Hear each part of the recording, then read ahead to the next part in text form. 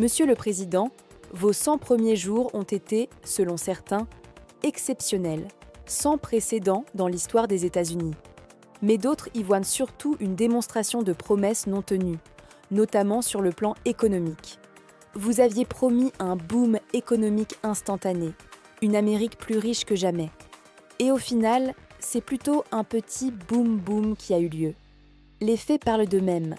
Le marché boursier est instable, le PIB a chuté au premier trimestre, et même Fox News affiche des sondages d'approbation peu flatteurs, bien en dessous de la moyenne historique. Les taux d'approbation sont les plus bas depuis 80 ans. Vous aviez aussi promis la plus grande vague de déportation de l'histoire, ciblant les criminels. Pourtant, les expulsés récents incluent des enfants citoyens américains, dont l'un atteint d'un cancer. Pas vraiment ce que l'opinion publique attendait. Jon Stewart, par exemple, a tourné en dérision cette réalité dans une séquence où il caricature la présidence Trump avec une barbe longue et ridicule, pour illustrer les 100 jours de promesses non tenues, de confusion politique et de communication chaotique. Il montre comment votre administration vante ses succès pendant que les faits montrent l'inverse.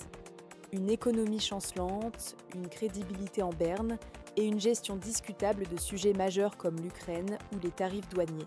Et puis, il y a ce moment absurde avec un supposé membre de gang MS-13 dont le tatouage a été photoshopé.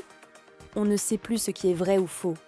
En résumé, alors que l'administration tente de vendre l'image d'un Trump en pleine réussite, les données, les réactions publiques et les médias, même les plus favorables, montrent une toute autre réalité. Celle d'un mandat débuté dans la controverse, le désordre et les illusions.